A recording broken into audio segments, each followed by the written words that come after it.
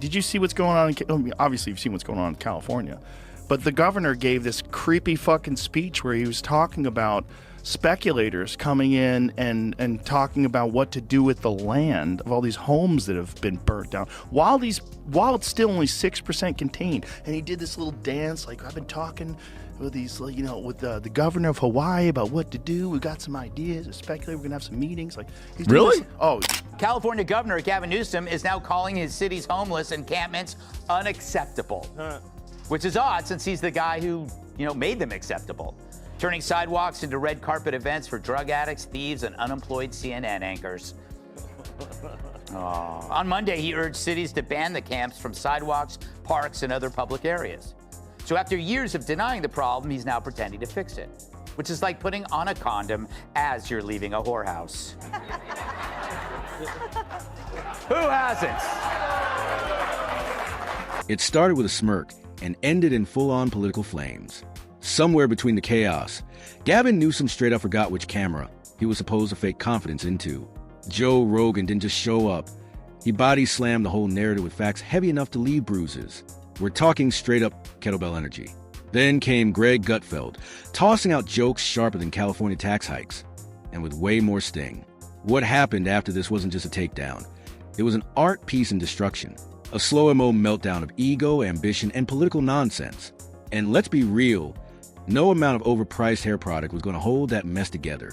Nobody wants President Newsom either. Nobody believes in that guy. That guy's a fucking con man. Everything he did in California, from trying to mandate vaccines for kids to being caught public without a mask and lying about the fact that he was outdoors. Yeah. Nobody believes in that guy. He's just a politician. Just a stone-cold, narrative-driven politician. Nobody thinks he's a real human. Whether you like Trump or not, whether you think he's corrupt or not, that's a human being. You know what that guy is. Same thing with RFK Jr. Whether you believe that he's correct about vaccines or whether you believe his policies would be effective, and that's a human being. With Newsom, you got like this construct, this cardboard cutout of a person. I don't think people want that, but they might want it more than they want President. Picture it. Gavin Newsom, dead center on camera. That picture-perfect hair gleaming under studio lights like it's auditioning for a shampoo commercial. The camera starts zooming in real slow, like the strands might whisper world peace at any second. He's standing tall at the podium, channeling full-on the people need more of me vibes. And then, BM, a voiceover drops harder than his approval ratings, like a mic slam from the sky, cutting through the spin like a buzzsaw. Here's the raw truth. When Joe Rogan and Greg Gutfeld lock in on the glittery fantasy land that is California's policymaking circus, it's not some polite debate. Nah, this is a full-on demolition job. And with flair, fire, and finesse, these two don't just sniff out the nonsense. They bulldoze through like it owes them rent. Now, let's talk about Gavin. The guy doesn't enter a room. He's strutting like it's the finale of a political fashion show. Theme, government overreach, but make it sexy. He's got the look, the teeth, the politician starter pack on lock. And ponders why Dems lost. We lost. We lost the popular vote, and we lost the electoral vote. We got crushed. But Kennedy, I think the answer is yes, yes, yes, yes, yes, yes, yes, yes, yes. Was it because of Israel? Yes. Interest rates? Yes. Too woke? Yes. It's like every bad policy that trickled up to the White House during the Biden administration started in California. That state is responsible for the worst politicians in modern history. And he is at the top of the list, and there are some ignoramuses on That toothpaste smile? Flawless. That TDX-style speech cadence? Polished. But when it comes to governing, it feels like he's stuck on a Wi-Fi connection from 2003. Frozen, buffering, glitching at the worst moments. On paper. He's everything progressives dream of. Charisma, climate buzzwords, and enough recycled paper in his folder to win a gold star from Whole Foods. But peel back that glossy front, and things get messy fast. Don't even get us started on the climate crusades. Gavin's green sermons sound good, until reality hits. California's energy grid is so sensitive, one sneeze might send it spiraling into existential dread. Go electric, they say, right before they beg people not to charge their cars between 4 p.m. and 9 p.m. because the sun dipped out early. And banning gas stoves while folks are literally cooking dinner with flashlights? Come on, that's not leadership. That's performance art with a side of blackout. Joe Rogan didn't just leave California. He dipped like a man who saw a glitch in the Matrix and slammed the exit button. One look around, it wasn't Malibu anymore. It was giving straight-up post-apocalyptic teaser vibes. At some point, even a sauna-loving, elk-hunting, truth-talking podcast king has to throw in the towel and bounce. Their houses have been burned, all their childhood memorabilia, all the stuff for their kids, the photos, the fucking everything they have. Everything they have is gone. All heirlooms, their mother's wedding ring, that kind of shit. Everything's burnt to the ground. And this guy's like standing in front of all this stuff, and he's got a smile on his face, and he's talking about land use. The development plans. Watch this. So he did what legends do. He swapped Hollywood's fake smiles and traffic for the wide-open madness of Texas freedom. This wasn't just a move, it was a statement. Like a UFC fighter ditching kale smoothies for raw steak and creatine. And he didn't go quietly either. He packed the loudest mic in the digital universe, the Joe Rogan Experience. This ain't your Annie's True Crime Recap podcast. This thing is a media nuke. Over 100 million listeners, one viral clip away from sending CNN executives into full panic mode. Rogan's at a magic combo. No filters, pure chaos energy, and that famous "what is going on" stare that hits harder than Newsom's lockdown rules ever did. And Gavin? Man was out here fine, dining through the collapse, like it was a 5-course end-of-the-world tasting menu.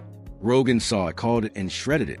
He exposed a double standard, elite rules, where some sip wine at French Laundry while the rest of the state's locked down with takeout and curfews. And he's the guy who thinks he's going to run for president when, so much of the state is absolutely unlivable. And so every project that he's championed, he's now trying to demonize conveniently. And people are not that dumb. Like, people have been through it in his state. They are sick of him. They want him to leave. And maybe that's why so many people around him are like, you should totally run for president. So he gets out of the state. Yes. Move away. Tyrus, did he leave out? And that wasn't just a diss. It was a drag so brutal the reservation line at French Laundry probably cried itself to sleep. And the wild part? Rogan wasn't even alone on this one. He didn't just sound off. He loaded the studio with heavy hitters. Doctors, economists, and comedians so sharp they could cut through policy BS with just one sarcastic eyebrow raise. And guess what? Every single one of them painted the same messy picture. California's leadership was making less sense than a crypto workshop run by TikTok influencers in a hotel lobby. We're talking restrictions that crush mom and pop shops while letting mega corporations dance right through the rules. Health mandates that felt like they were decided with a magic 8-ball. And every single one rubber stamped by a guy who looked like he thought public trust came free with hair mousse. And then there was the tech exodus, basically a modern-day Oregon Trail. But swap out the covered wagons for Teslas and dysentery for corporate tax drama. Rogan didn't just report on it. He lived it. He packed up his empire, dipped from the chaos, and rebuilt his kingdom in Austin, where blackouts aren't part of the daily weather report. Down in Hawaii, you had some ideas around some land use concerns he has around speculators coming in, buying up properties, and the like. So we're already working with our legal teams to move those things forward, and we'll be presenting those in a matter of days, not just weeks. With a big smile on his face. Look at the little wiggle he does with his shoulders. Speculator, watch this. Talking to Josh. Look at this little wiggle. It's excited about the possibilities of speculators coming in. And he's saying, move forward. We're going to move forward on that. These people lost their homes. A lot of those people don't even have fire insurance because the fire insurance pulled out of California. I think 69% of fire insurance pulled out of California because they're like, this is too crazy. Like, you guys aren't doing jack shit to manage this. You're not clearing the... But here's the kicker. His most savage takedown didn't come from data charts or viral guests. It came from that raw, lived experience. No screaming, no exaggeration. Just a man looking around, grabbing the mic, and speaking what everyone with 2 brain cells and a phone bill already knew. This ain't working. And that hit harder than any stat ever could. And then, boom! Greg Gutfeld enters a chat like a raccoon with a thesaurus, a caffeine addiction, and a personal vendetta. This man doesn't just roast. He flambés with flair. He's not yelling. He's not foaming. He's slicing through the nonsense like a steak knife at a vegan picnic. That smirk? Deadly. The side eye? Strong enough to curdle oat milk from across the room. Gutfeld isn't here to whine. He's here to fillet the fake with surgical sarcasm. All while looking like he just crashed a cable news segment for fun. He's a 5-course roast dinner wrapped in TV-ready hair and zero patience for phoniness. He locks eyes with Newsom's shiny, perfectly curated image and instantly calls it out. So, while Californians have lost their homes and they're still suffering from the devastation, what does Gavin Newsom decide to do? Well, now is apparently the perfect time to try and boost his popularity and essentially promote himself. He's launched a podcast. I'll play you the trailer in just a moment, but take notice. Does the trailer that he shared with the world on X, does it even mention the most horrific fire catastrophe that occurred under his leadership, partly as a result of the decisions he was making, like cutting fire prevention? No, this is his chance to talk about his image, insisting that he's no ordinary politician. This guy looks like a cologne ad, but governs like he's speedrunning SimCity on nightmare mode. And the crowd felt that one. Gutfeld paints the full picture. Gavin's on the cover of Vanity Fair looking like he was printed fresh off a Westworld politician factory line. But what's lurking in the background? Tent cities, sidewalks turning into minefields, small businesses locked up tighter than secrets, right next to $15 beat smoothies. It's like dystopia threw on a wellness robe and started doing guided meditations. And Gavin? Still out here grinning like he solved the crisis with a candle, a TED Talk, and a motivational quote. But Gutfeld doesn't stop at mocking the visuals. He dives deep. He slams the media worship. Legacy outlets fawn over Newsom like he's JFK 2.0 with a compost bin. Meanwhile, reality's crumbling behind a glam shot. And Greg? He's there to rip off the mask and say what everyone's too scared to admit. It's all a stage production, and we're stuck paying the ticket price. Anything? I think there's about 100 other reasons too. Well, you can't, it's not his words when he speaks. Yeah. You have to watch him closely. And some genius decided not to film him any lower than the shoulder. Yes, did you? Yes. So what did he do? You couldn't see the hands. No, but he sent Morse code. Yes. Go back and watch it. Look at the blinking. Blink, look. Meet me at the house. Like, he's blinking. He's sending, I'm getting there. Hey, just so you know, I'm not wearing... Meanwhile, back in so-called paradise, the reality's looking less like Camelot and way more like crime-ridden Coachella, with overpriced lattes and locked car doors. Gutfeld's monologues? They don't just sting, they draw blood. He rips into the way big media drools over Gavin's bold leadership, while real Californians are out here juggling sky-high rent, gas prices that feel illegal, and sanity held together with duct tape. Groceries? Forget it. Families are choosing between dinner and the power bill, and the press still wants to swoon over his policy poetry. Seriously, enough already. Then comes the part where Gutfeld really cooks, the climate circus. Gavin throws around buzzwords like he's in a climate-themed spelling bee. Solar panels, carbon neutrality, equity this, equity that. Sounds amazing in a speech, but in real life, it's working families taking the hit. They're getting slapped with surprise fines, random blackouts, and the privilege of watching government folks cruise past in taxpayer hybrids while public charging stations stay missing like Wi-Fi in the desert. Gutfeld tears into the performative eco-show with surgical precision. He calls it what it is, not about saving the planet, but about saving aesthetic clout on Instagram. And then comes a final blow, the so-called presidential dreams. People whisper Gavin 2028 like it's prophecy, but Gutfeld, he's not sipping the Kool-Aid. He drags the whole idea, mocking it like a late-night punchline. If this guy can't manage one state without it collapsing into chaos, why on earth should we hand him 50? Now that's the mic drop. He's running. All right, Gutfeld smirks. But from accountability, not for office. Gavin Newsom talks about California. He's like, I'm very big on California, very bullish on California. Hey, f***o, they're all moving. The only reason why they don't move is because it's too difficult to move. It's too expensive to leave versus all the bullshit with all the permits and all that. It's too expensive. Believe that he's correct about vaccines, or whether you believe his policies would be effective. And that's a human being. With Newsom, you've got like this construct, this cardboard cutout of a person. I don't think people want that, but they might want it more than they want president. And just like that, the roast levels up. The jokes write themselves. Gavin's national ambitions? Gutfeld compares them to trying to franchise a restaurant that's flunking its health inspection. Sure, the neon sign is cute, but the kitchen's crawling with mess, and the Yelp reviews might as well be written in fire emojis. But here's the twist. Gutfeld's takedown isn't just hilarious. It's brutal, because the laughs come packaged with truths no PR spin can wash off. And then it happens. The crossover nobody saw coming. But everybody needed Joe Rogan and Greg Gutfeld. Two different flavors of truth-telling chaos collide in one epic takedown, aimed straight at the slick, cologne-drenched hologram that is Gavin Newsom. For national office, he acts like a Republican. This is where the left is really pro-trans. Suddenly, they grow balls. One lights the incense and brings in the experts. The other throws punchlines like darts. And together, they don't just criticize, they expose. Their message is clear. Gavin's leadership doesn't just miss the target.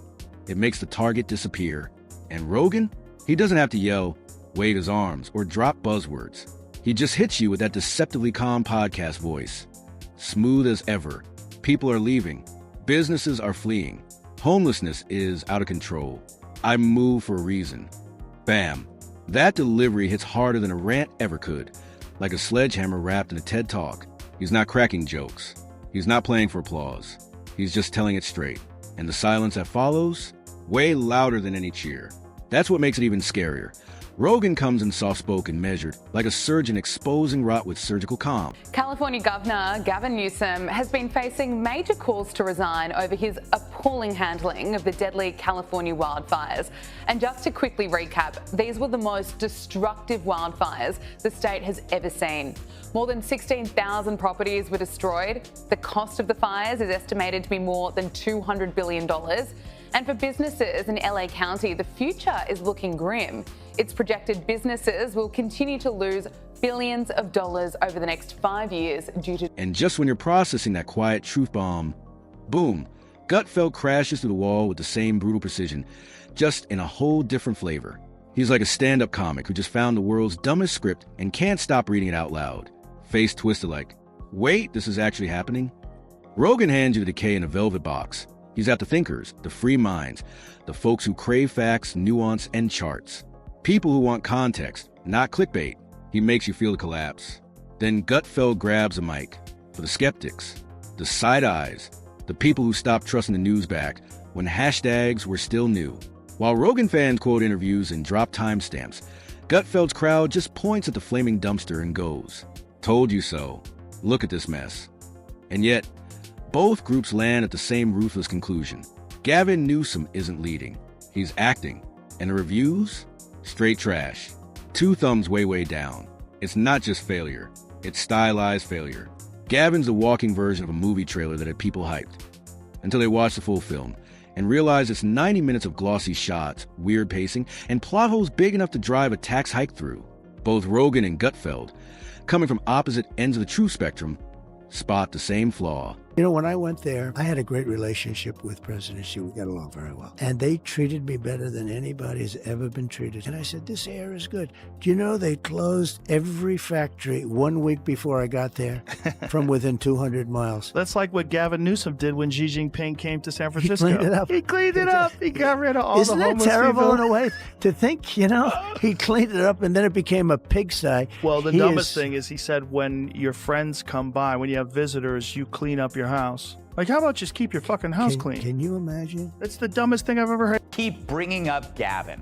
Well, other than my respect for his work in American Psycho, he's starting to distance himself from his party's worst ideas.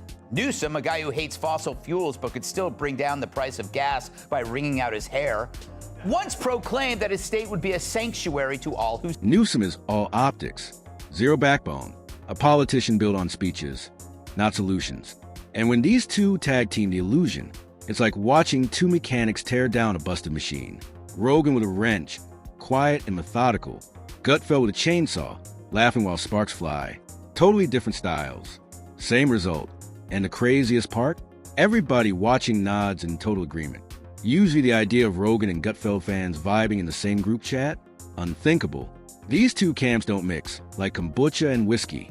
But now, they're aligned like planets right before political eclipse. Libertarians, conservatives, bird-out millennials, former hippies, that one barista who gave up on politics after the third stimulus check. All of them are nodding in unison.